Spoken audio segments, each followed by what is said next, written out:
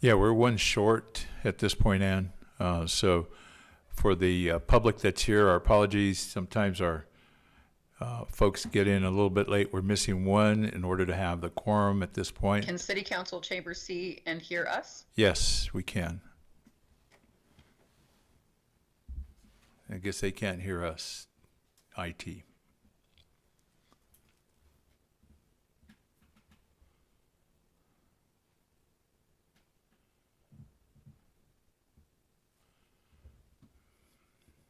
Okay, gather we are waiting for IT to green light it. Correct. Okay, and it doesn't sound like they can hear me in the room. Can those who are on the Teams meeting attending virtually hear me? Yes, loud and clear. Okay, fantastic. Raul, do you know if any of our board members are virtual today? Should they be? Can they be? No, I believe everybody decided to be in person for today, sir.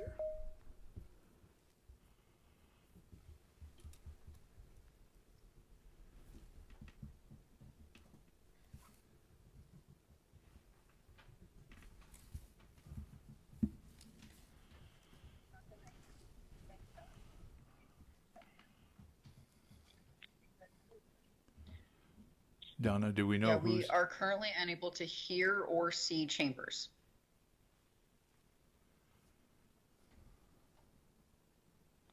What was that?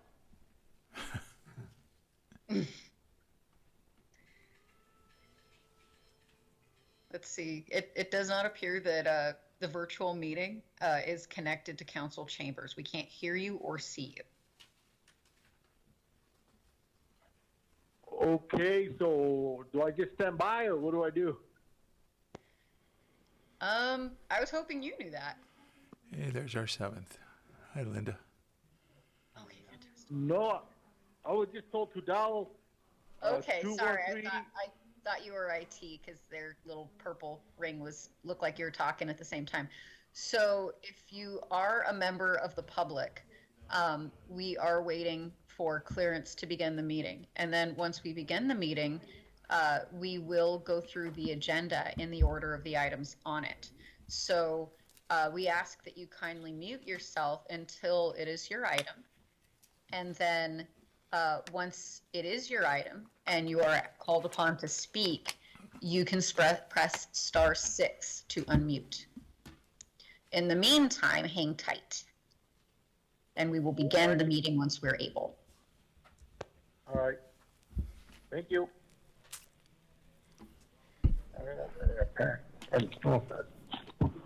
Oh.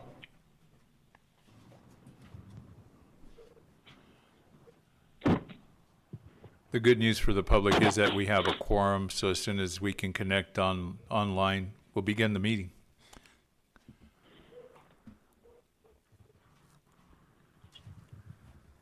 Awesome. So we will stand by. I do note that 7 commissioners are present. And it is now after 1:30 p.m. So we're ready when we are ready.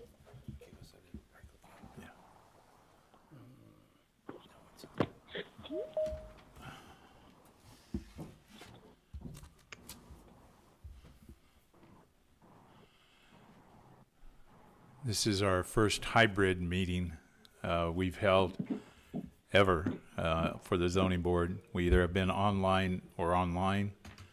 It's been over a year and probably a year and 7 months since we had a live in-person meeting.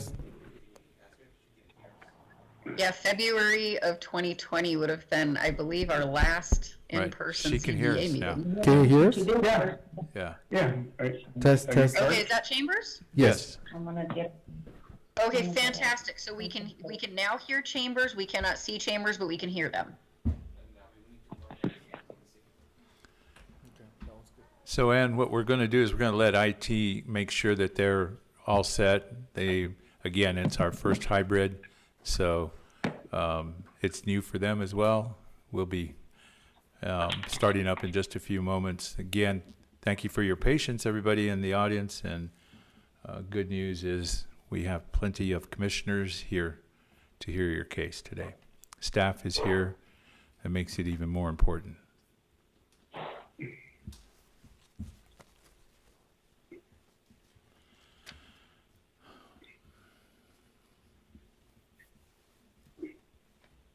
Okay, I think we sort of had connectivity on video for a second.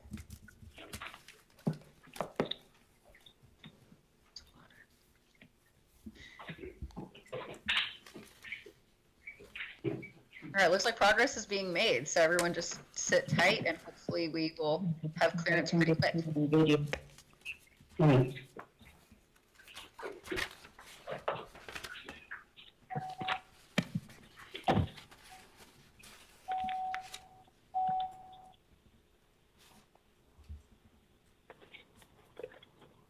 All right, looks like this is connected with the podium. Scary thought.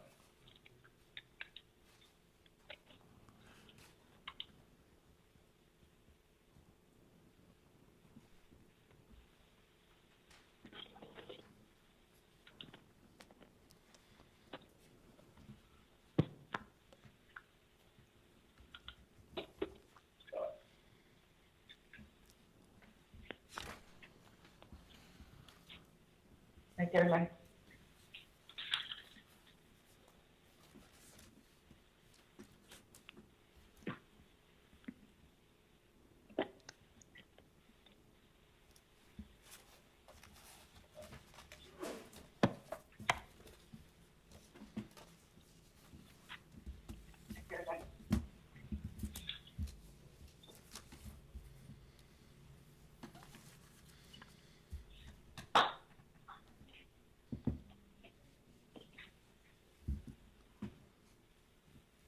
That's her. It's right there. Hang up your phone. You got it here, and you got it there. Okay? And my phone is being charged. Okay.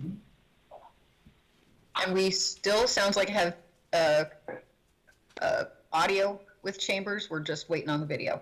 Okay. Would you ask everybody that's online to please mute their phones, though? Yes. Everyone who's calling in as an applicant, please do mute your phones. You will be able to unmute them at the appropriate time when we get to your item by pressing *6 at that time. *6.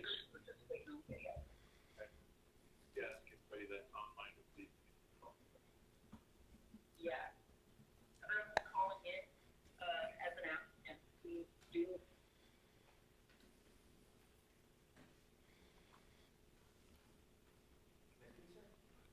What do you need, Neil? We're not on the agenda, we're scheduled to be on the agenda. If we're not on the agenda, you aren't going to hear us today. No, that's correct. Yeah, you have to be on the agenda for us to hear you. Who would we talk to about? Right there. Uh-huh.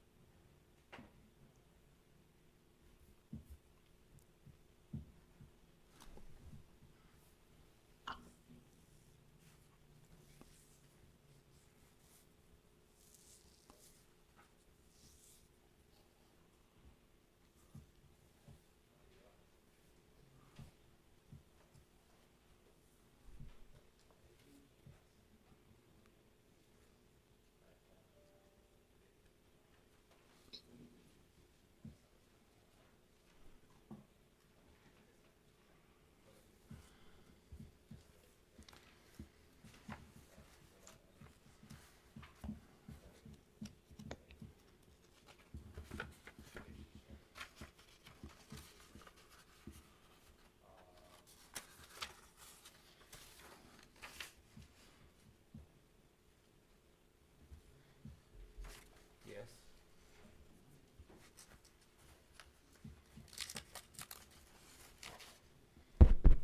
Hey, Ann, this is Kevin. Hey, Kevin. Hey, so we're having some technical difficulties. So for those on Teams, You may not be able to see the presentation. You can view the live stream, so you'll be able to see the presentation, but IT is working on trying to get that worked out. So we can start the meeting, and this also goes for Ray. We can start the meeting, just those on Teams will not be able to see Okay. the video right now. That's fine. Yeah. But those that, if you share your screen and or those staff who's on the call, everyone should be able to see the presentation there. You just won't be able to see the live feed from council chambers. Okay. Got it. Great. Thank you so much. Okay. Thank So- you.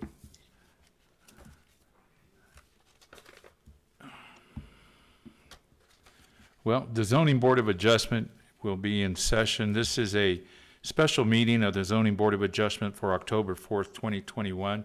The time is now 1:40 p.m. I want to make sure that everybody turns their cell phones inside this room onto mute.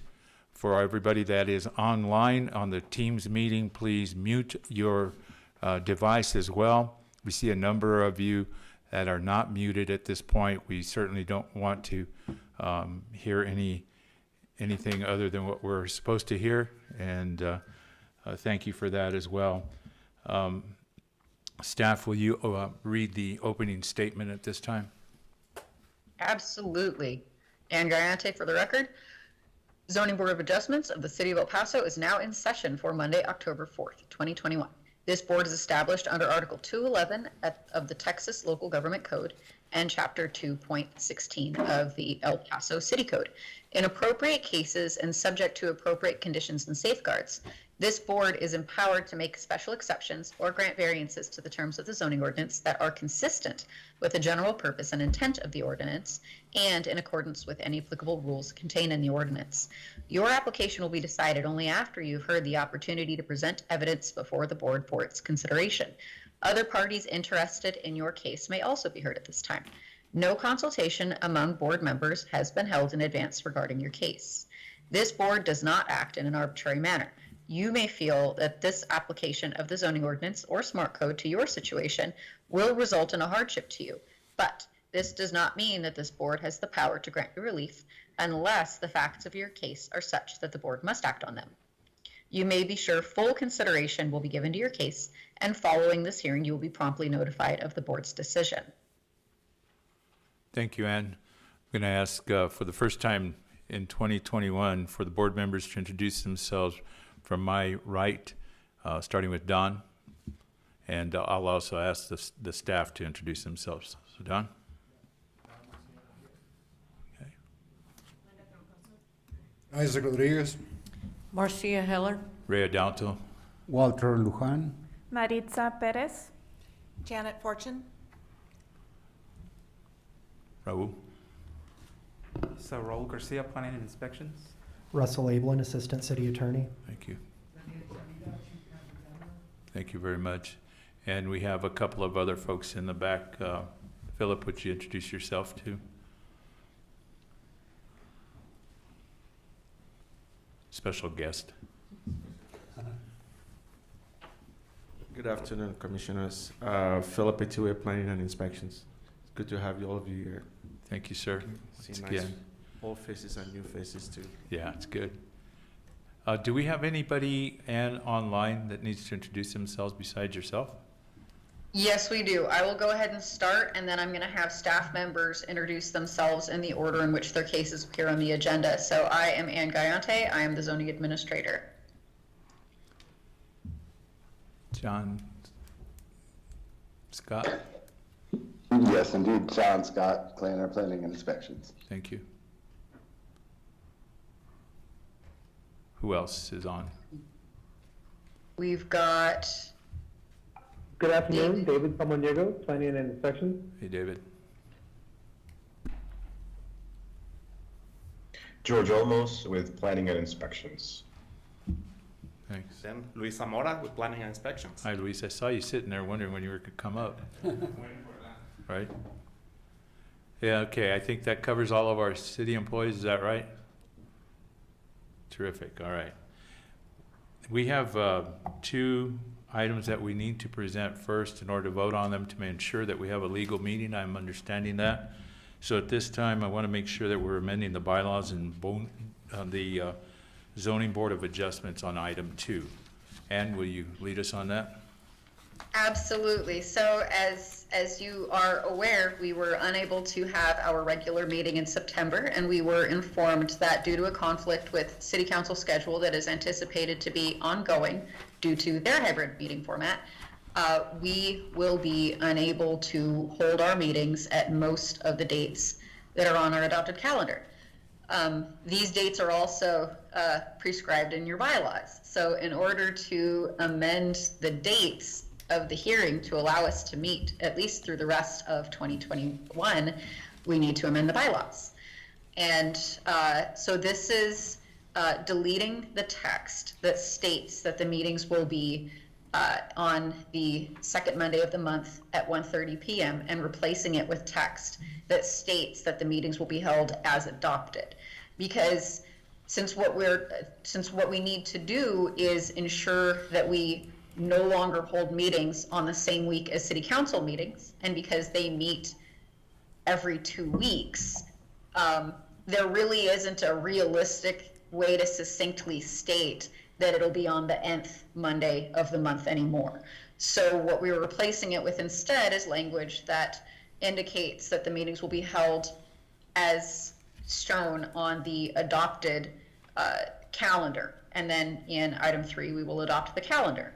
And this will be for the remainder of this year. And I will go over that a little bit more when we are on that item. But in the meantime, what I would like to do is I would like to share my screen so that I can show everyone the amended language that we are requesting that you adopt. So bear with me one brief moment and I will pull that up.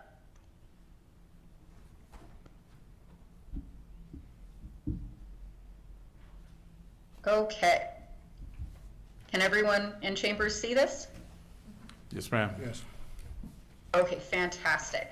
So under Article 3 of the ZBA bylaws, we are proposing that we delete language that states that the meeting shall be scheduled on the second and fourth Monday of each month, the second being our regular meeting and the fourth being our backup meeting, and instead hold them as shown on the adopted meeting schedule. And this also would allow us to simply revise the schedule as needed in the future rather than going through another round of bylaw amendments. And then we further added language to say that the meeting schedule shall be adopted by majority vote each calendar year prior to December 31st of the preceding year and may be amended during the year as needed. So Okay, with that, I guess we can make a motion to amend at this point. So I will entertain a motion to that. Ann? Yes? yes. Okay. So moved. Linda? Do I hear a second? Second, Marcia. We have a first and a second. Any opposition to this? Let's take a vote. All in favor? Aye. Motion passes. And I'm sure that the next item will be the calendar itself. Yes, it will. So, and this is a familiar item to folks on this board who have been here since last fall. Every year, this is something that we've done anyway for at least the 5 or 6 years that I've been involved with this board, is we adopt a meeting calendar for the next year, usually in October or November. And so what we're doing right now on this motion is we're amending the rest of the dates in 2021's meeting calendar. So as you can see, what the board would be doing would be adopting these amended dates that are highlighted. Okay. So we got the dates that we're looking at. Today's date, October 18th, November 15th, and December 13th. So I'm going to place that for a vote at this time. Do I hear a motion to approve? I make a motion to approve, Janet. Thank you, Janet. A second. Second with Don. So we have a first and a second. All in favor? Aye. Thank you very much. Ann, are there any changes to the agenda items before we go forward? Not that I am aware. I believe that we are going to hear everything as shown. These little screens here they block you guys pretty bad with the with the sunlight. So anything from you guys, Danny, Raul, No, sir, if you're ready. Mr. Attorney? Okay, very good. Very good. With that, ladies and gentlemen, we're actually going to start the meeting. Here we go. This will be who's going to be doing item number 4. Lot 1, Block 36, East Glen Addition, Unit 3. I will be. And it should be noted that these were the cases to be heard in September. Yeah. And at our next scheduled meeting on the 18th, those will be the October cases. Okay. Thank you. Luis, you running this one? Running the entire show. All right, sir. Good afternoon, Luis Zamora with Planning and Inspections. Let's see. I guess I'll have to use my laptop, so bear with me.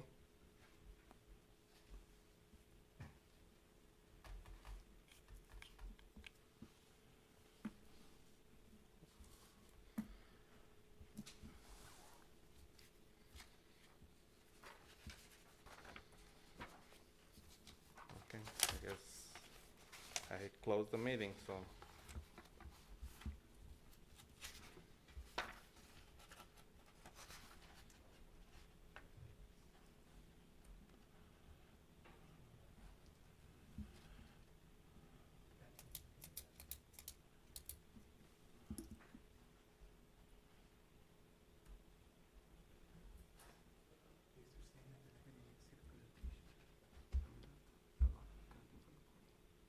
Okay. I'll have to get it, but okay.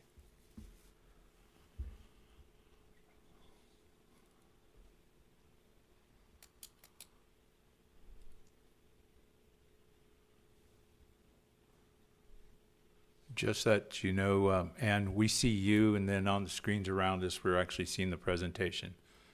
Okay?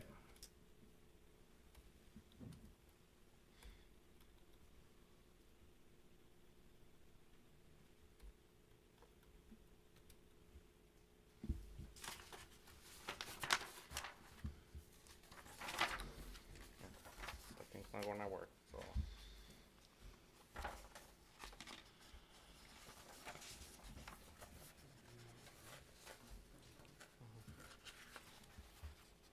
Yeah.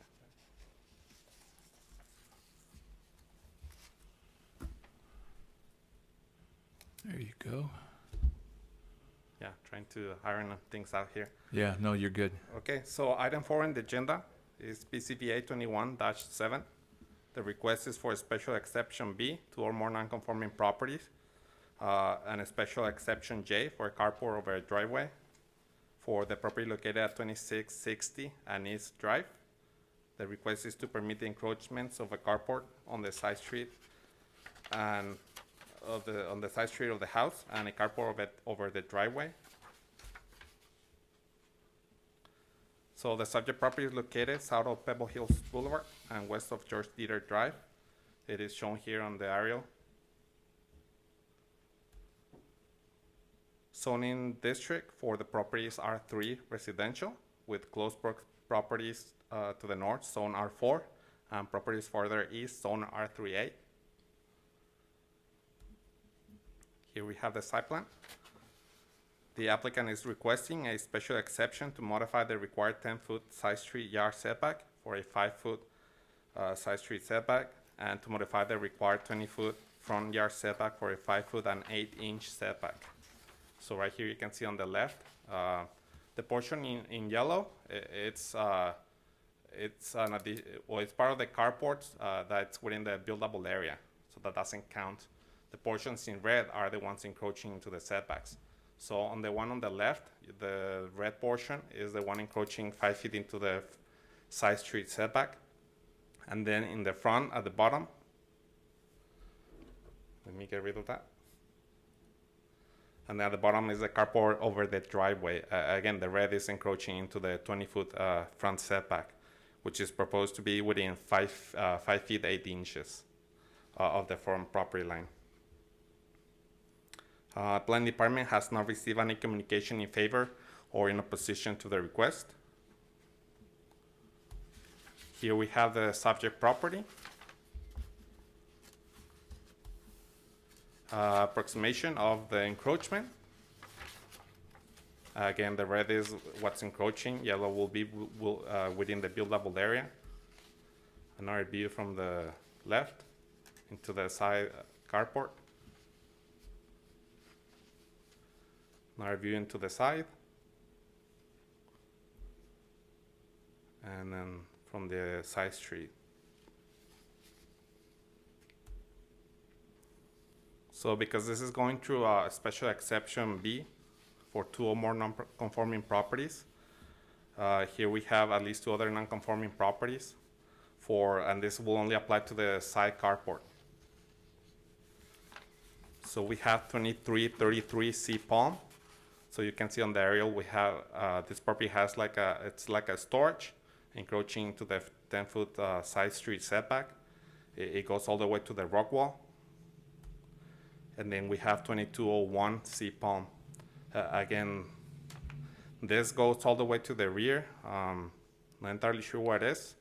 Might be an addition, might be something else, but it does encroach. So with this, staff recommends approval of the special exception request, as the request encroachment is less than the encroachments into that setback already present on the block of the subject property. And this is for a special exception B, and we recommend approval of special exception J, as the requested encroachment is less than the permitted. And to conclude, the zoning board of adjustment is empowered under section 2.16.050B to permit the modification of setback requirements as the board deems necessary to secure an appropriate development of a lot, provided, however, that items 1 through 4 are met, and empowered under section 2.16.050J to permit the encroachment into the required front yard setback for a lot in a residential district beyond any other allowed modifications for a carport covering a driveway, provided, however, that items 1 through 8 are met. And this concludes my presentation. Thank you, Luis. Are there any board members that have questions for staff at this time? Yeah, this is Walter. I have a question. Is that a single structure? Because the agenda says that they permit the construction of a new carport. So it's a single structure coming to the front and then to the side? Because from the pictures that you presented. So it is one entire structure. We are considering as 2 separate carports, one into the front. Well, first of all, there's a porch being added to the house. It's part of the yellow and kind of the center, but this is within the buildable area, so that doesn't go through CVA. Then there's a carport in the front, the bottom left, and then it's supposed to have another one on the side. Whether they probably are gonna be, one entire structure without, clearly delineation that they're separate, but. Yeah, my question is related. I understand that the yellow is gonna be probably a porch within the buildable area, which is fine. Now, for the purpose of calculation of the total square footage, you are considering the encroachment of the one on the front, the big one, and the one on the left. Are you adding those 2, and they're still below? No. So this is coming as 2 separate special exceptions. So the one in the front is for the carport over the driveway, right? We have a max square footage allowed, so that's one. And again, on the side plan is the bottom portion in red. Yes. And then the carport on the side is coming through a special exception B, which is for 2 or more non-conforming properties. So they're separate things. Okay. So at this point, what you're asking us to approve is 2 separate items on one agenda item? Yes, so there's 2 separate special exceptions being requested. Okay, so can they vote for one and not the other, or how? What's the legal? You should be able to. If you decide that way. Just want to clarify that for the commissioners in case that's what you decide. Okay, any other questions for staff? If not, is the applicant or representative present with us, either here or online? Is Joe or Mary Saldivar, or their representative, online or present?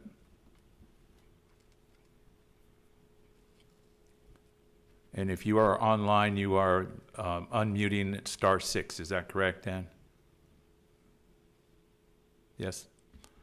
Yes, if you are here as an applicant or applicant's representative of this case, if you press *6 on your phone, you will unmute yourself and be able to respond to any questions the board might have for you.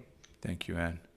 And I will ask one more time, any representative or the applicants themselves, Joe and Mary Saldivar, or their representatives, either online or in the chamber?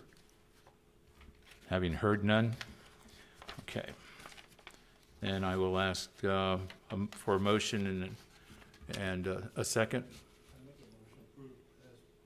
As per staff. Okay, thank you, Don. Do I hear a second? Thank you, Linda. We have a first and a second. Are there any further comments, discussions? Let's take a vote. All in favor? Aye. Any opposed?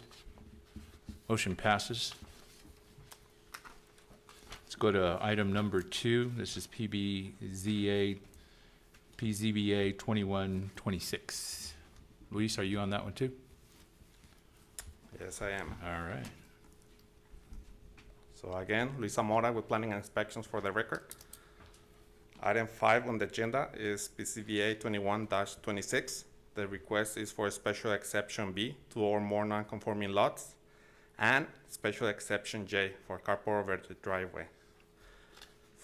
This is for the property located at 8366 Lynn Haven Road. The request is to legalize the encroachments of a carport and home additions into the required setbacks. The subject property is located south of North Loop and west of Lee Trevino. Subject property is shown on the aerial imagery. Zoning district for the property is R4 residential, and we can see that some A2 properties are farther east.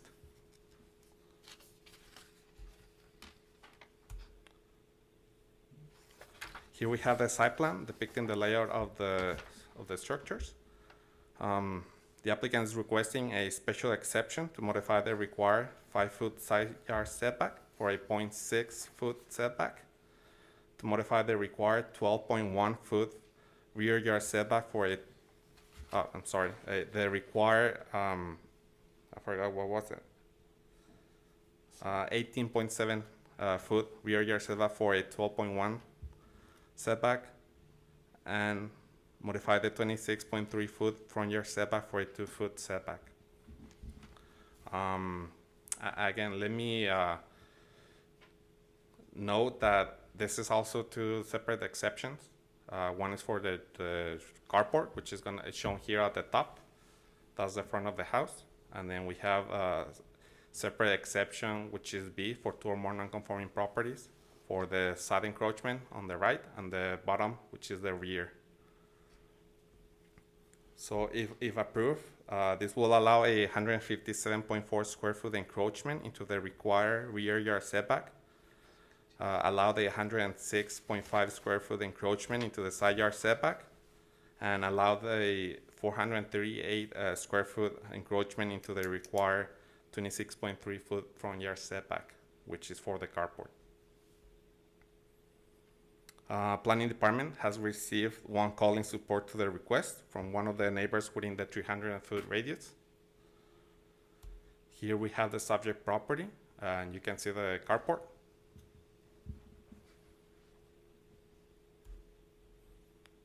This is a view from the side into the carport with the dimensions of the carport. Obviously, everything in red is encroachment. Another view from the other side. This is the encroachment into the rear. So we're looking at the backyard. This is another view of that encroachment. And then finally, we have the side encroachment. This seems to have been a garage maybe at some point, built all the way to the side. And this is the view from the front.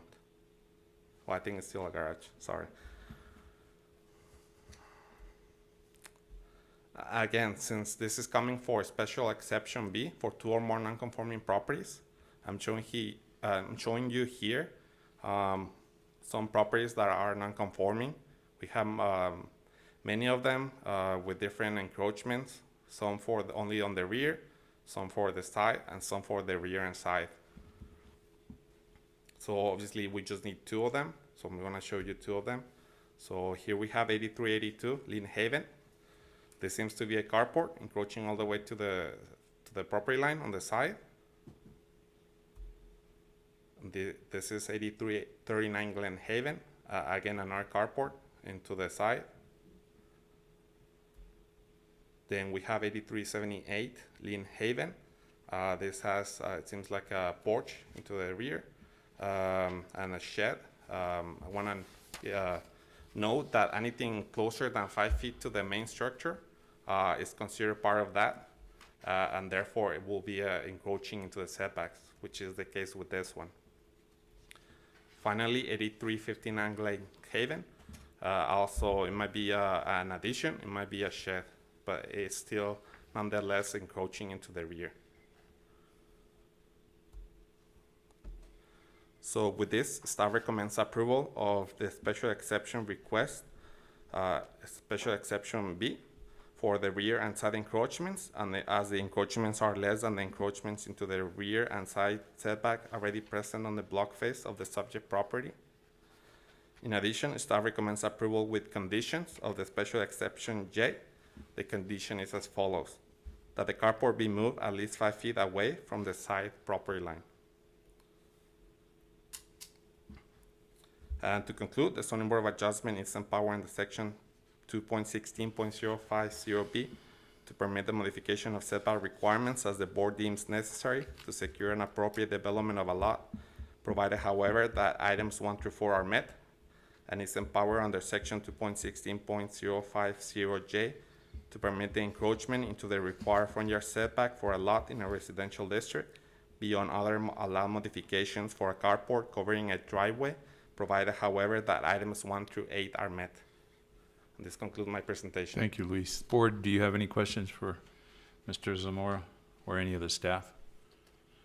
Is the representative here or the owners, Ronald and Gabriela Gentry? Yes, sir, please come forward.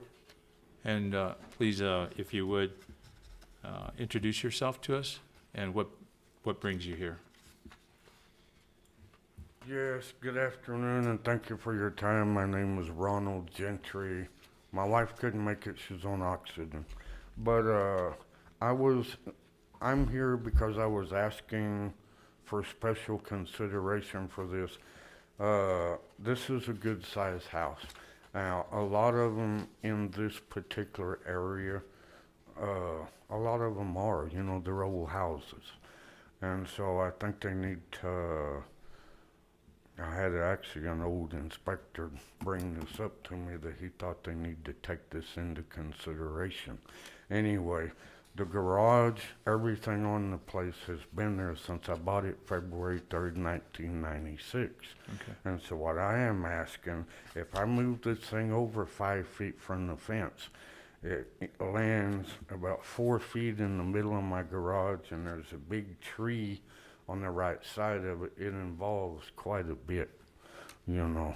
And I was asking for this to be taken into consideration, considering the fact that the garage and everything on this structure, like I say, has been there since February 1996.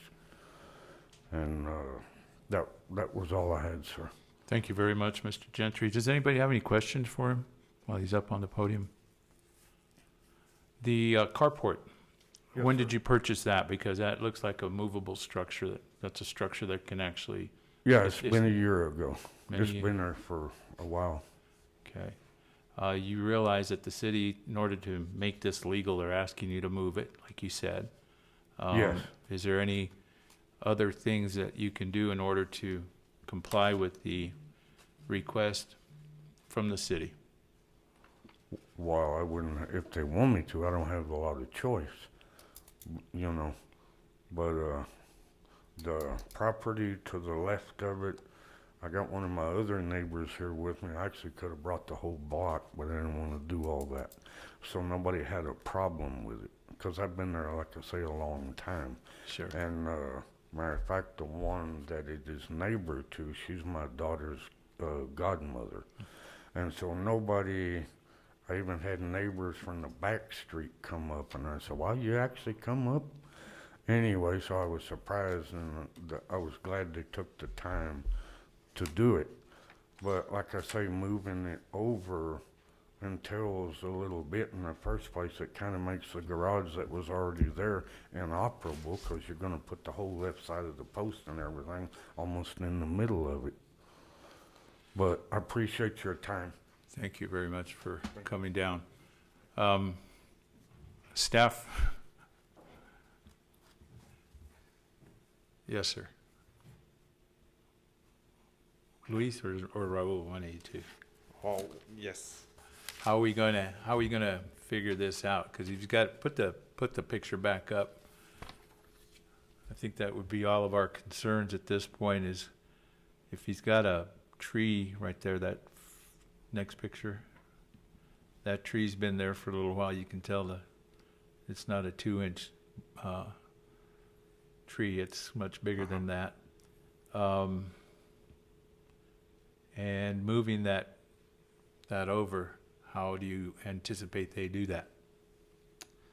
Again, so the request is for him, because the carport doesn't meet the side setback. Is one of the requirements to meet any other requirements per Title 20, which requires a 5-foot setback. So right now you will be voting to approve the side encroachment on the garage. Now, typically for carports, we kind need to see some other ones that are encroaching to allow them. For this case, there was one other property, but in order to go through a special exception B, you need at least 2, right? Yeah. So, because it doesn't meet any other exception, the requirement is that they need to meet the 5-foot side setback for the carport. Obviously, this can be accomplished by moving it, if not by modifying the structure, which I understand this is probably hard to do, given that, there's structural plans that have to be considered. Yeah. It is a metal carport. Okay. So, how big is that tree, Mr. Gentry? About 20 foot big? Okay.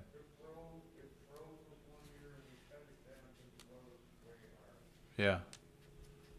Okay, for those of you that didn't hear, he responded that the tree froze, and so they had to cut it down at one time. But it looks like if you move the structure, cut the structure from the front towards the back, that 22.7 foot, if you move it a little bit to just cover a smaller area, that might work. So it doesn't impede on the tree. Don? This picture you took here, this has been like this for over a year? I'm not sure, but this is a recent picture, a couple of months ago. No, I think he said he put it up over a year ago. He said the structure has been there for more than a year. And I see everything's involved inside a wrought iron gated area there. So I'm pretty happy the way it is right now. Mm-hmm. Okay, I think that's a lot of things to move and whatever. I don't know. My opinion is to leave it like it is. If the neighbors aren't complaining, I don't know. That's what I'm thinking. Luis, if I understand correctly, what you're asking, if there had been 2 carports on the block, that he could have applied for an exception to allow him horizontally to have left it where it is, but you only found 1. Exactly. Yeah, so right now, obviously, the carport is being considered through a special exception J, which is for a carport over the driveway. Mm-hmm. From the list of the items that need to be, the requirements for a special exception J, one of them is that the carport complies with any other sections in the code, which one of them is the 5-foot required setback. So yeah, we trying to see whether there's another one. There's one we need another one, and it has to be the same going all the way to the front, either more than his or the same, and to the side. Those things have to be, he will have to comply with those.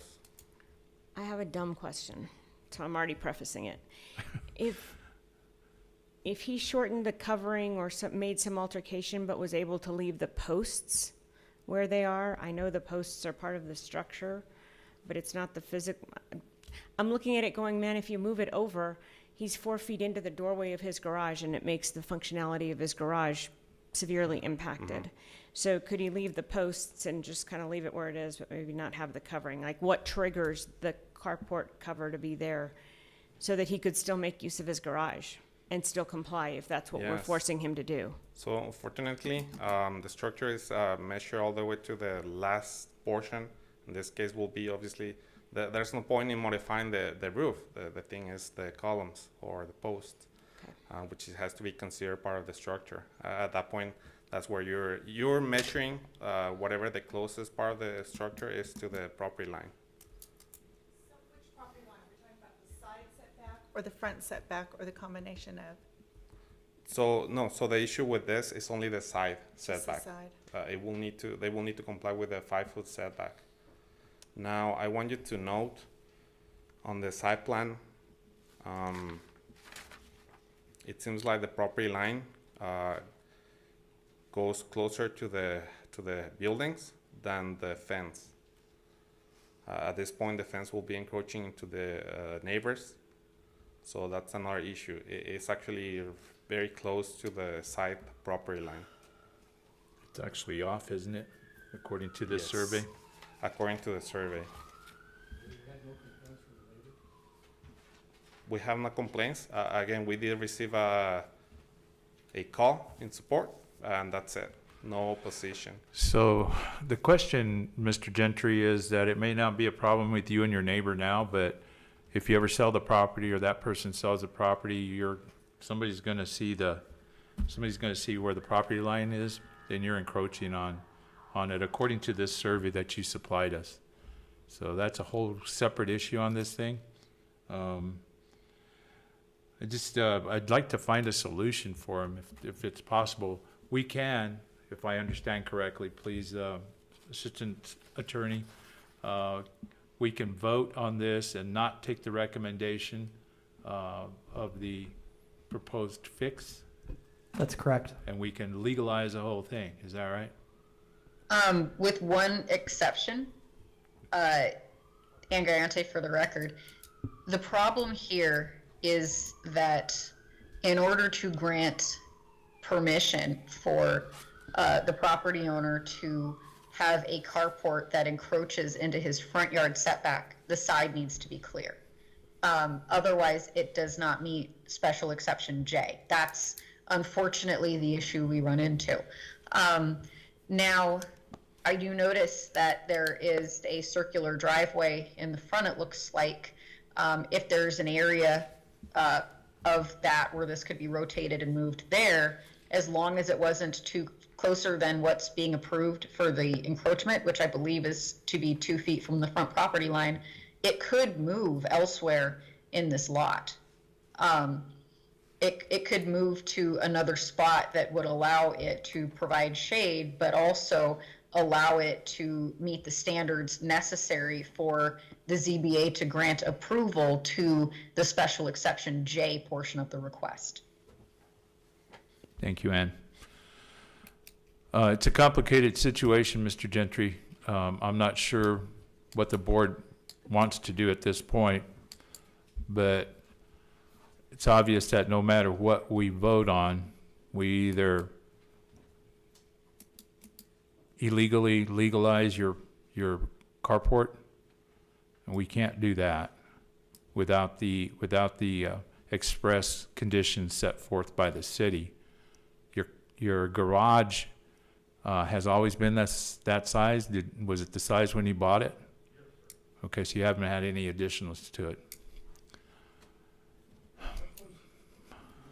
To the neighbor's deal, is it all the way up against the wall? Kind of hard to see with the pictures. The carport? Yes. How much space is there According to this, it might be all the way to the property line. It says that it is 1.4 feet away from the fence, but the fence it is with the neighbors, within the neighbor's property. So I will say it's probably already there at the property line. So he needs to move it at least 3 feet? At least 5 feet. At least 5. Well, we can't grant him, give him the 2 feet he's already got? Nope. But he doesn't really have it because the setback is measured from the property line into the property. At this point, the fence is 1.4 feet away from the property line. The carport seems to be right there at the property line, and so he still needs to move it at least 5 feet. Obviously, he can choose, like Anne was expressing, he can choose to put it at the middle of the house if it's a circular driveway. I can confirm that, so he can always have it in the front, in the middle, at the center of the house if he chooses to. Or because it is a metal frame, he could sell it and get a different one as well. Mr. Gentry, that may be another option for you, trying to figure this out. Yes, Janet? When was it installed? The carport? Mr. Gentry, when was the carport installed?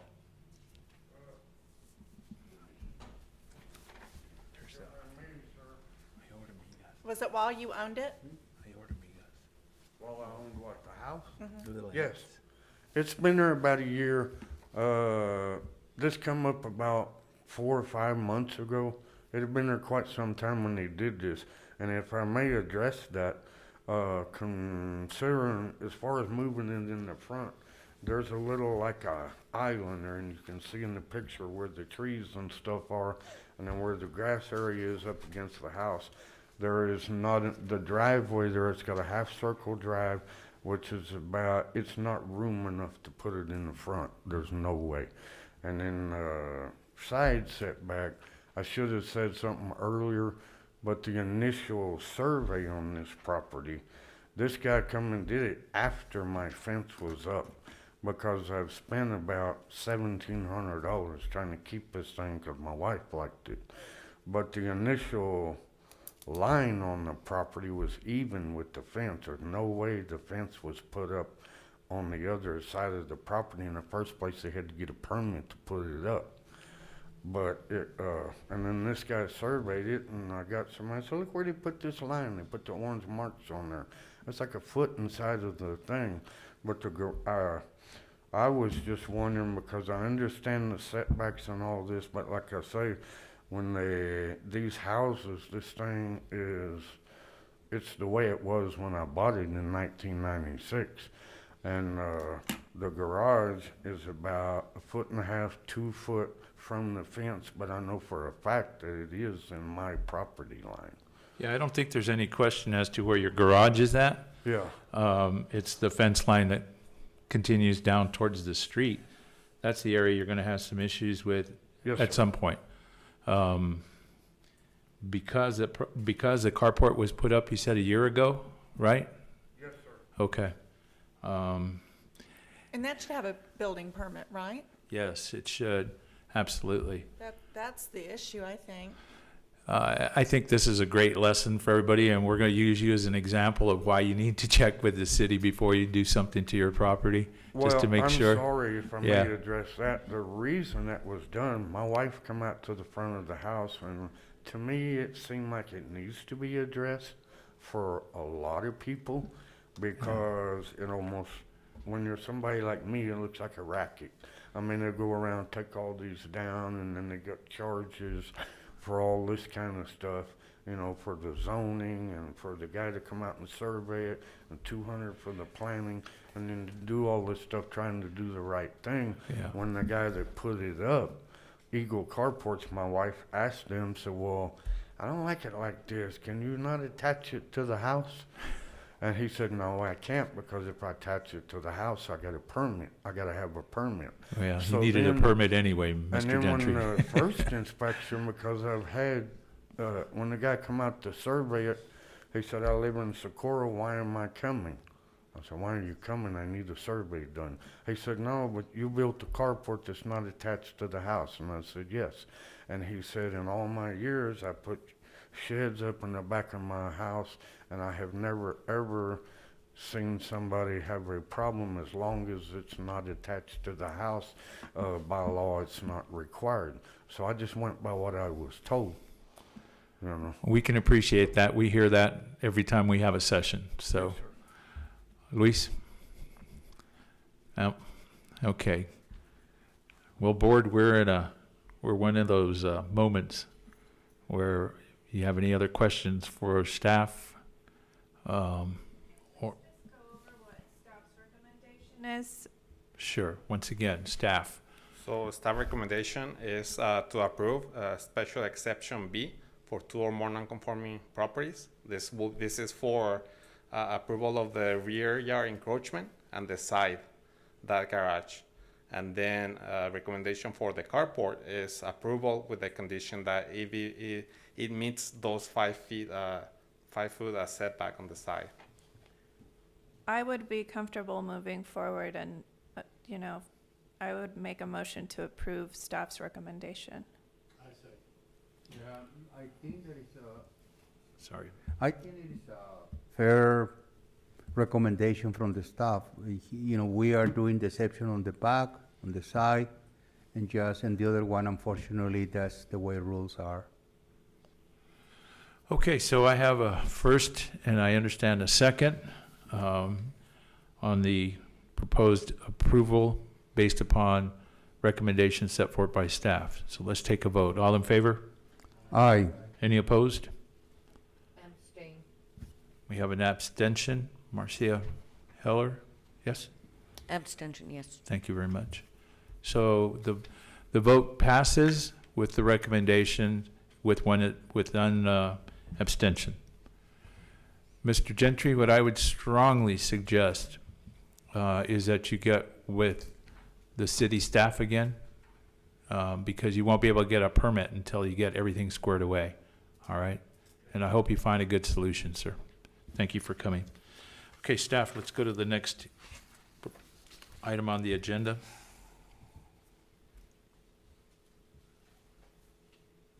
Luis Zamora. Luis Zamora, for the record, with planning and inspections.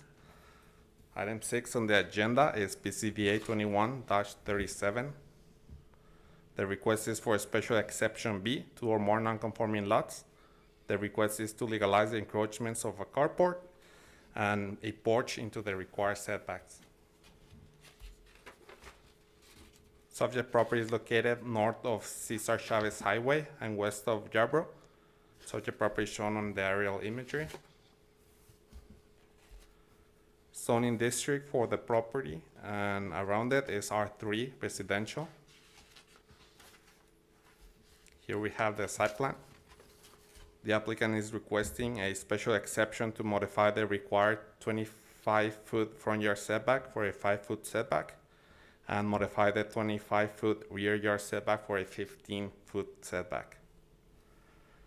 If approved, it will allow a 500 square foot encroachment into the required front yard setback, and it will allow a 515 square foot encroachment into the required 25-foot rear yard setback. The planning department has received one email in support to the request from one of the neighbors within the 300-foot radius. Here we have at the bottom, that's the front of the house. That's the carport in red. In red is the encroachment. At the top is the rear porch. Actually, it's a porch and a portion of a storage. So those two are the encroachments. This is the subject property. This is a view from the right to the carport. From the other side. This is the view from the backyard into the porch and the storage. Storage will be, that room will be at the right. This is from the other side. Now, again, this is coming for special exception B So we need at least two other properties, non-conforming properties. There are many. Again, as previous cases, some are for the rear setback only, some for the front, some for rear and front. To start with, we have 7928 Porch. This property has a carport at the front within 3.5 feet of the front property line, and some I'm not sure whether they will be only additions or just a porch, but it is within 0 feet of the rear property line. Next, we have 7941 Porch. Now, this one doesn't show on the aerial, but there's a carport within 5 feet. Here is the picture. So there's the carport. And then finally, 7937 Porch. It seems like there's a storage, some rooms at the rear, within 4 feet of this rear property line. So with this, staff recommends approval of the special exception request, as the request encroachments are less than the encroachments into that setback already present on the block face of the subject property. To conclude, zoning board of adjustment is empowered under section 2.16.050B to permit the modification of setback requirements as the board deems necessary to secure an appropriate development of a lot, provided, however, that items 1 through 4 are met. This concludes my presentation. Thank you, Luis. Board, any questions for staff? I have a question. Do you know whether they got a building permit for that carport? For this property? Yeah. They do not. So this is due to code enforcement. Okay. Now, I have asked that question, I think, and answer that. I don't know whether it was the last time we met. What will be the process of changing the bylaws of the zoning board of adjustment? Because my understanding is that in the same street, two people can go and illegally build carport without a permit, and then a third can come and say, well, there is already 2 carports who never got a building permit, and I wanna, use the special, I think a special exception, I think it's either the B or the J, saying there is already 2 non-conforming lots. What will be the process where maybe there is some limit saying, well, it has to be like for a certain time frame? If you had 2 other non-conforming lots or structures and were built within the last 2 years or 3 years, then you cannot use the section B or J. I have to chime in here. We have to address this issue, and we'll address that issue on another meeting with staff, because it's something that's important. We did talk about that. Yes. And so we need to separate those both. Is the applicant Frank and Anna Aguilar here, or their representative? Come on up. Please introduce yourselves and what you guys are involved with the Aguilars. Yes, my name is Frank Aguilar. I am the owner of the house. Okay, Frank, I good. purchased the house back in 1995, and the carport, the porch in the back already existed. We just added that other part. Okay. We just extended the porch, and then I just made about a 94 square foot storage in that addition that we did. Gentleman behind you, the guy that did it? Yes. Okay. No. We're from high school, and he apparently needs the help now because it was the front porch. They never pulled the permit, never did any background on it. Okay. So when this came up, he called me, and I'm just assisting him now to get it all cleaned up. I understand. Hector Loya with Armory Construction. Thank you, Hector. Good to see you again. Good to see you. Mr. Aguilar, you're wearing a Semper Fi, so Marine? Yes, sir. I will. Thank you for your service. You're welcome. You're not an ex-Marine. There's no such animal. No such thing as an ex-Marine. Exactly. So thank you for that. Does the board have any questions for Mr. Aguilar or Hector? No, just to clarify, when you bought the house, the porch was already there. Yes. Okay. Cool. Thank you, sir. Thank you. Board, I will entertain a motion to approve based upon the recommendations. Linda? Thank you, Linda. Do I hear a Second, Isaac. Isaac, we have a second. Thank you so much. We have a first and a second. All in favor? Aye. None opposed. The motion passes. Thank you very much. Okay. Follow the conditions that were set forth by the city, please. Okay. Thank you. Item number 3, the 3300 Fort Boulevard. Good afternoon, Chair and members of the board. Hey. Allow me to flip the presentation. We have somebody new online. Yes, sir. Good to see you all. Good afternoon, Chair and members of the board. David Salmoniego with Planning and Inspection. Item number 7 on the agenda is located at 3300 Fort Boulevard. The applicant requests a special exemption under section 2.16.050F. That's a side street yard setback for the side street yard setback in a C2 commercial zone. The applicant is requesting to construct a 156 square foot accessory structure that would encroach into the required side street yard setback and to be built 5 feet from the side street yard property line.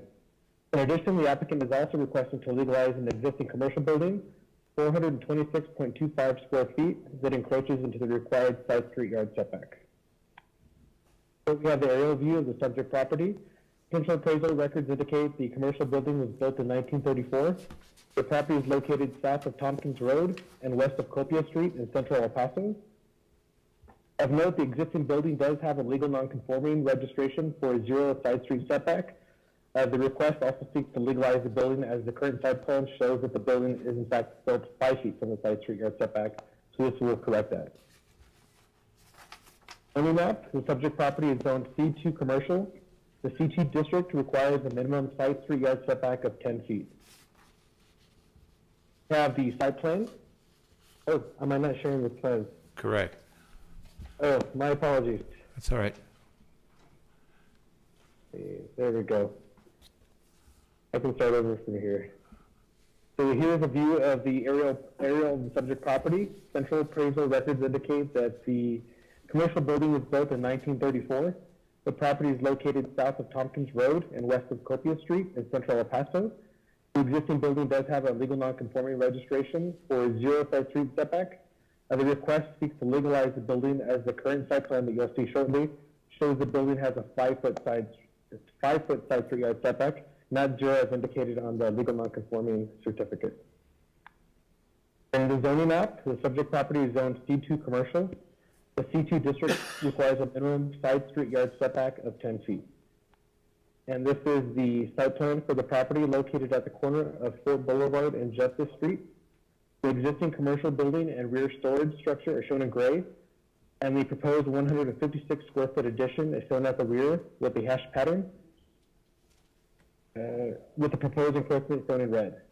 The accessory structure is proposed to encroach into the required 10-foot side yard setback to be built 5 feet from the side property line. In addition, the existing building and canopy also encroach into the required setback by 426.25 square feet. And as per the requirements of Special Exemption F, Streets and Maintenance has reviewed and approved the request.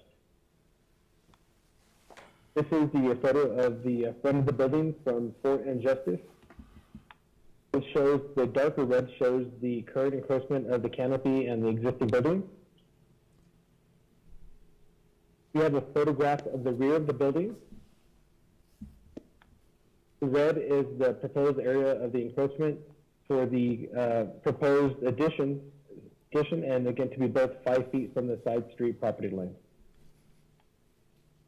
There's been one phone call of inquiry, but no communication in support of or in opposition to the special exemption request. The staff does recommend approval of the exception request, as the proposed encroachment does not exceed the maximum allowed through Special Exemption F. To conclude, the Zoning Board of Adjustment is empowered under Section 2.16.050F to permit the extension of into the required side street yard setback, provided, however, the items 1 through 3 are met. And that concludes my presentation. Thank you so much for that. Do you have any questions for staff, board? Is the applicant or a representative here? Raymond, how are you? Good. Please introduce yourself, Ray. Good afternoon. Raymond Olivas. I'm the owner of El Paso's Bakery. And what we're requesting is, due to COVID, I've got a lot of equipment that I had actually throw in the back because of the change of workstations. You know, before I was on a 6-foot workbench, you know, we had probably about 6, 7 people or even 8 people.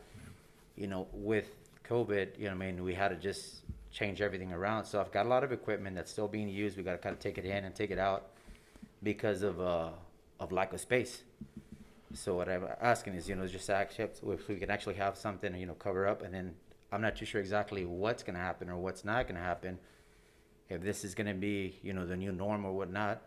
So I think, you know, for now it's just, there's workstations where, you know what, now before I had one workstation with maybe 8 employees, now I have 2, 3 workstations, you know, with 3 employees. So there's a lot of stuff that needs to be set to the back or is set in the back. But, you know, it's just getting weathering. I bring it in, we got to clean it up, and then to utilize it, and that's the request is for what we need. Ray, your building itself, it showed on the picture that there was a side request by the building. That building's been that way since 1934, I can assure you. It's been that way forever. You bought the property when? I would say it was probably maybe 2012. Yeah, I was going to say probably 10, 12 years ago. I was leasing since 2006, and then I had the option to purchase in 2012. So. And there's a lot of construction going on for the board to know. Fort Boulevard has been changed. They're on his property now, changing that. The city owns the property all the way to the front door of his business, literally. It's very unusual. The sidewalk does not belong to anybody but the city. And so they're doing some major renovations on Fort Boulevard for that shopping area. That involves Delicious, it involves a pharmacy, it involves others. So all of those things have been taken into consideration, I think, as well. Did you get a permit for the patio porch? Yes, sir. Okay, good deal. All right. Any questions for him? I'd entertain a motion to approve. Okay. Okay. I'm going to move as fast as I can. Who got me a second? Marcia? Isaac? Marcia? Okay, we have a first, a second, and a third, I think, and a fourth and a fifth, just to make sure that we're all legal. Let's take a vote. All in favor? Aye. Any opposed? Ray, thank you very much. Bring us some pan dulce next time, okay? Thank you. Appreciate you. Yes, sir.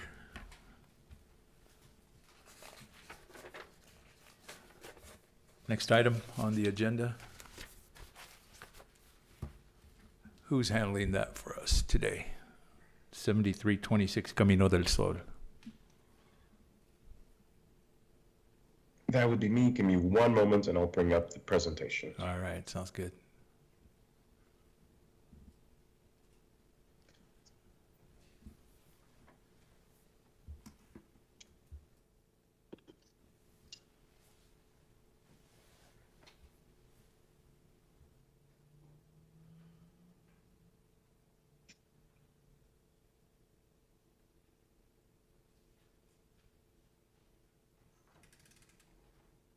All right, can everybody see the presentation?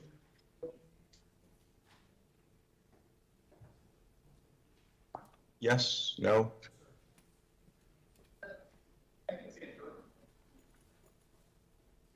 I'm able to see it, George. Okay. All right, in that case, I'll go ahead and get started. George, I apologize. I turned the mics off for everybody. Oh, Yes, okay. we can No see worries. it. Thank you, sir. Good afternoon, Chair and members of the board. This is George Olmos with Planning and Inspections. This is item number 8, PZBA 21-00040. The request is for special exception C, rear yard setback, for the property located at 7326 Camino del Sol. The request is to permit the encroachment of a proposed addition to the main residence.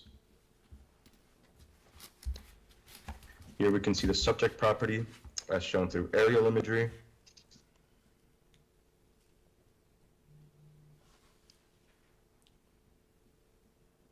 Here we can see the property's zoning district. The property is currently an R3A residential property, and all the surrounding properties share that zoning designation.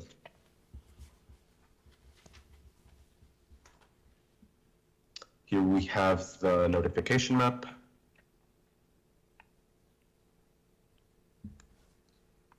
And here we see the site plan depicting the proposed encroaching structure within the property. The applicant is requesting special exception C in order to permit an encroachment into the required rear yard setback of 23 feet. This would allow the construction of a 250.16 square foot addition to the existing single-family residence, of which 216.58 square feet would encroach into the required rear yard setback and would be located to within 15 feet of the rear property line. The permitted area of encroachment into the required rear yard setback is 232.30 square feet. At this time, the planning department has not received any calls in opposition to or in favor of the request. Here we see the subject property.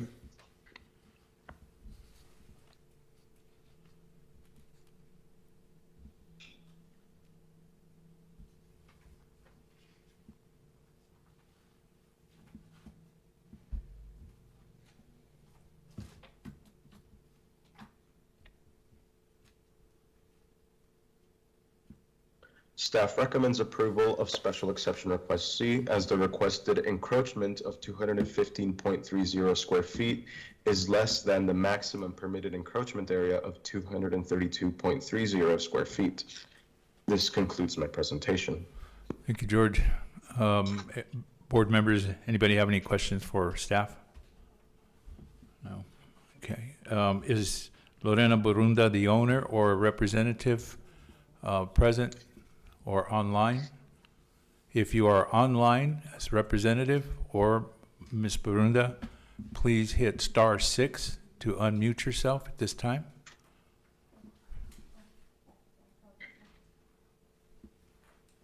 Again, one more time, either Lorena Burunda, the owner, or the applicant, or a representative for 7326 Camino del Sol. Okay, thank you very much. Please come up to the podium and introduce yourself. Yes, my name is Louis Saenz. I own the property. I'm not sure exactly where it is behind this property on Corona del Sol. Okay. And I had some questions about the proposed extension that they're going to do in the back. Corona del Sol is on a lower level than this other street. And so anything that is built on top is going to put pressure on whatever that retaining wall is. And my concern is that are they going to build up that retaining wall, or is it somebody made any type of structural analysis to figure out that, make sure that the additional pressure on that land above that level is going to cause any issues for the properties below? It's a good point. Again, your last name, sir? Saenz. Saenz. Mr. Saenz. Danny, you have any explanations for him or opportunities? Let me turn it over to staff for you, Mr. Saenz, so you can address it. Yeah, so my name is Anil Chavira. I'm the Chief Plans Examiner. During the building plan review process, we're going to look at all those structural components of the application. And if we got to recommend for them to hire an engineer to design the plans, then we will. So all of those, your concerns can be reviewed and taken a look at. Right. Yeah, my concern is at the different levels that, the additional pressure up on top will unravel and end up on the properties below. Sure, I understand that, and it's not unusual, but I think this process that we're going through right now, Mr. Saenz, will allow them to actually look to get a permit, and the city will have to look at all of those issues. But one thing I would suggest to you is, because of your concern, that you stay in touch with the city as well. You're not saying no to this addition, but you want to be safe. Well, I want to make sure that the appropriate structural analysis has been done, because a lot of people build a lot of different things, and then next thing you know, that retaining wall or whatever is going to come down Absolutely. one day, when it rains too much or whatever, it's gonna cause an issue for the folks down below at the different level. Okay. We have your concern noted, sir. How far down is the property on here? You guys know, I guess Danny's looking for it now.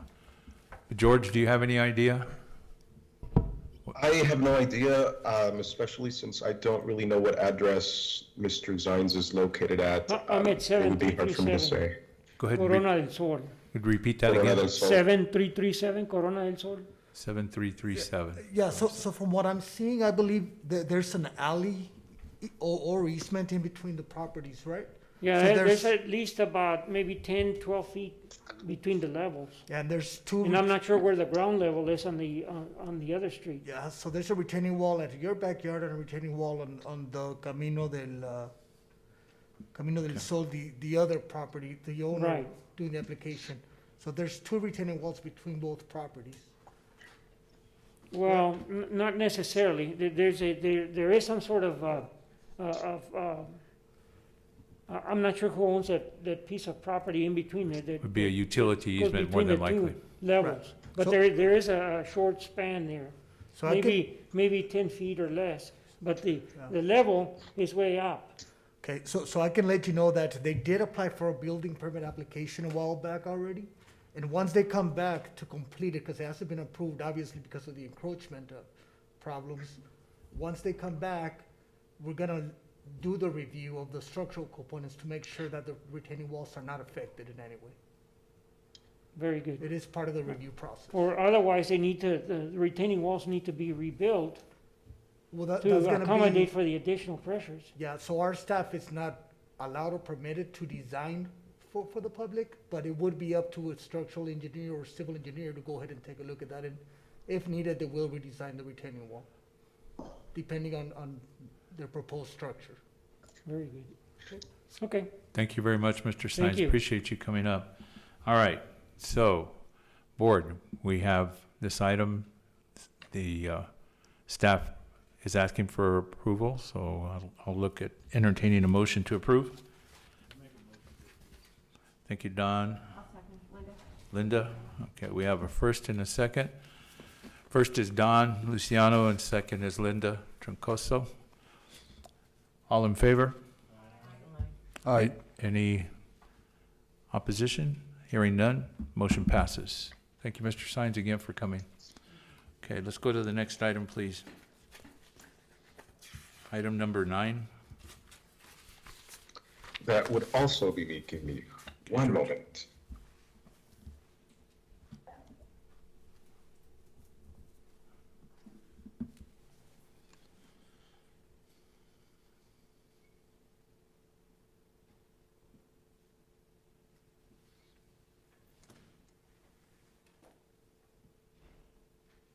All right, can everybody see the presentation up Yes, on the sir. screen? Yes. Okay.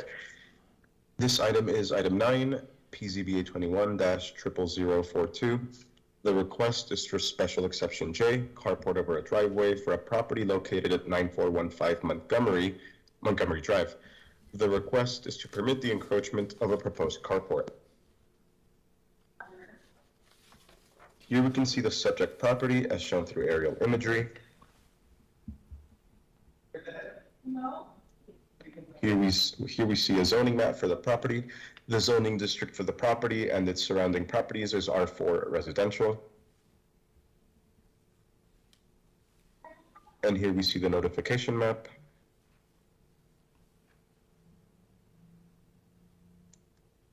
And here we have the site plan depicting the depicting the existing encroaching structure within the property. The applicant is requesting special exception J in order to permit an encroachment into the required front yard setback of 26 feet and 3 inches to allow them to meet the cumulative front and rear setback of 45 feet. This would allow for the construction of a 17-foot by 19-inch carport with a total area of 323 square feet, of which the entirety encroaches into the required front yard setback and would be located and is located to within 7 feet and 3 inches of the front property line. The permitted carport area based on the first floor area of the main residence is 332.8 square feet. Building Planning and Inspections has reviewed and approved the structural drawings submitted as part of the requirements of Special Exception J, and they recommended approval. At this time, the Planning Department has not received any calls in opposition to or in favor of the request. Here we see the subject property. And here we have the encroachment, the encroaching structure.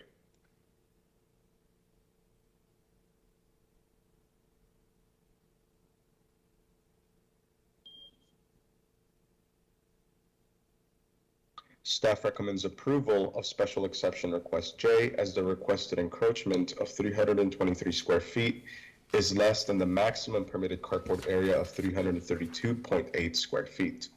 This concludes my presentation. Thank you, George. Board, any questions for staff? Having heard none, let me go back and look at William and Becky Greeton. Okay, come on up here, William. Please introduce yourself at the podium. Good afternoon. My name is William Greeton. I'm the owner of the property at 9415 Montgomery. Thank you very much, sir. You have any questions or concerns with the recommendation? No, actually, I have high praises for George Almos in helping me with this process and getting me here. Thank you for saying that. Appreciate that very much. We don't hear that about George too much. No, I'm just kidding. Okay. You have any questions for us? No, I do not, sir. Thank you. Does the board have any questions for Mr. Greeton? Yeah? No? All right. So let's take a vote on this. I'll ask for a motion to approve. Make a motion to approve as Thank you. Board. Janet Fortune, second. Okay, so Isaac, you got outvoted. All right. We have a motion and a second to approve. All in favor? Aye. Any opposed? Okie dokie. Congratulations, sir. Follow Mr. George's absolute recommendations, okay? Thank you. Thank you, sir. Thank Item number 10. Luis Zamora. I'm on a roll here. Yes, sir. I'm gonna do some testing again. Okay. So let's try something out.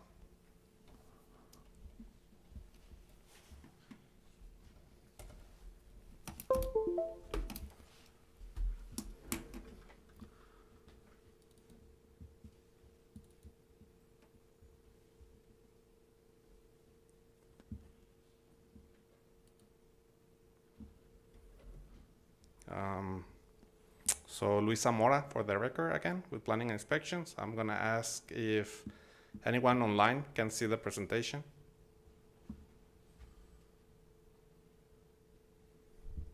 And can you see it? No, I am not able to see the slides.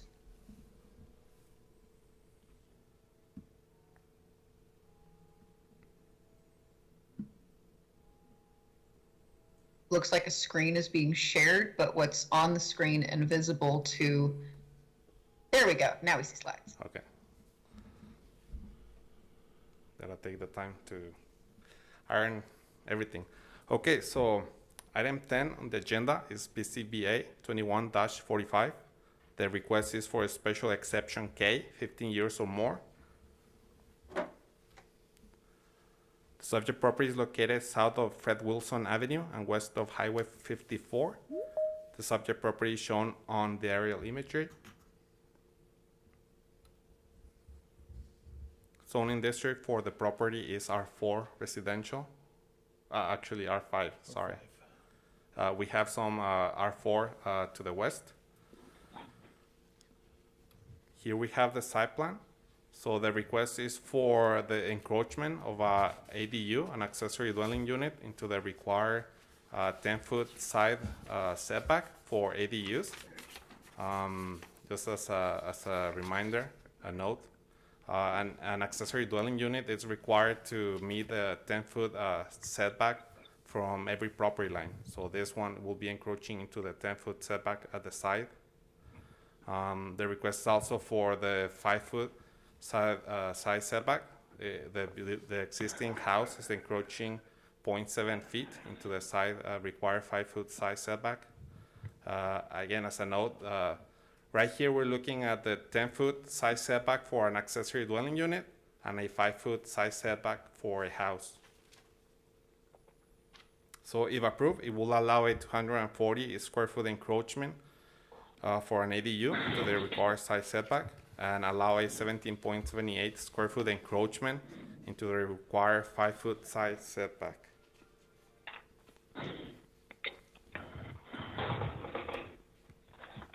Here we have a 2006 aerial for the property, showing that the house was already there, and as well as the accessory dwelling unit at the rear. This is the subject property.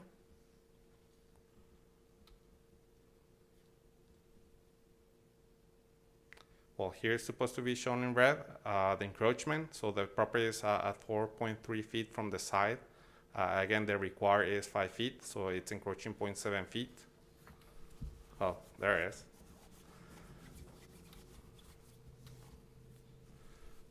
The same with, well, this is from the rear. Again, all that is encroaching. And this is the accessory dwelling unit. And those, that's the 10-foot encroachment into the side for an ADU. So with this, staff recommends approval with a condition of the special exception request, as the requested encroachment has been in existence for more than 15 years. The condition is as follows: that the accessory dwelling unit shall provide a 1-hour fire rating at walls along the western side property line. To conclude, the zoning board of adjustment is empowered under section 2.16.050K to permit the encroachment into the required yard setbacks for structures, provided, however, that items 1 through 5 are met. And this concludes my presentation. Thank you very much, Luis. Is there any questions for staff? Hearing none, is the owner or representative online or with us here in the chamber, Rinalda Moreno, or representing Ms. Moreno? If you are representing the Morenos and you are online, you can hit *6 to unmute yourself.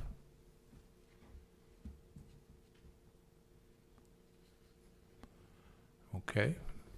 One more time. Renalda Moreno or a representative? Not hearing that?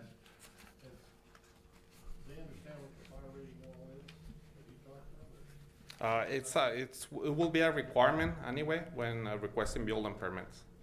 But they'll know what it requires. Yeah, so during the building permit process, we will explain in detail what the fire rated wall means and what the requirements are. That property's there, so they're just gonna have to modify that. Right. Is that what you're saying? Mm-hmm. To legalize it? Right. Okay. Probably was a garage at one time. Yeah, yeah. All right, so having discussed this, now board, I'll entertain a motion to approve based upon recommendations. Hey, Janet, you snuck up on me. Okay. We have a second. Thank you very much. We have a first and a second. All in favor? Aye. Aye. Any opposition? It passes. Thank you very much. Let's go to item 11, please.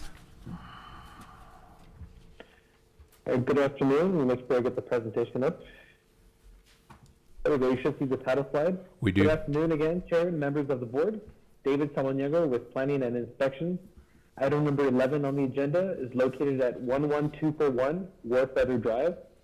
The applicant requests 2 exceptions under section 2.16.050. The first is special exemption J, carport over a driveway, and the second being special exemption C, rear yard setback. Those are for setbacks in an R3 residential zone. The applicant is requesting to legalize a 383 square foot carport, the entirety which encroaches into the required front yard setback and is built 7 feet 6 inches from the front property line. And in addition, the applicant is seeking to legalize an accessory structure in the rear of the yard to be cut back to within 10 feet of the rear property line. This is the aerial view of the subject property. Central appraisal records indicate the home was built in 1983. The home is located north of Edgemer Boulevard and west of George Dieter Drive in East El Paso. And here we have the zoning map.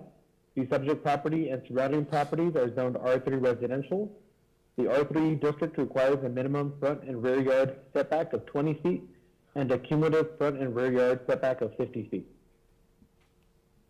We have the site plan for the property located at 11241 West Feather Drive. The existing home is shown in gray. The existing 383 square foot carport is shown in red along West Feather Drive. And the existing pergola to be cut back to 10 feet from the rear property line to 130 square feet is shown in red at the rear. In the R3 district, the minimum front and rear yard setback is 20 feet with a cumulative setback of 50 feet.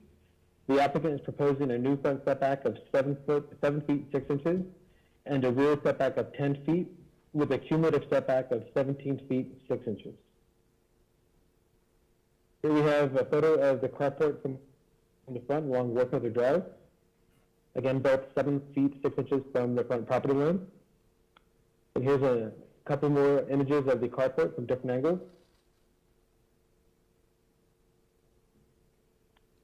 This is the rear pergola at the rear. Again, this is to be cut back 10 feet from the rear property line. And another view from the rear.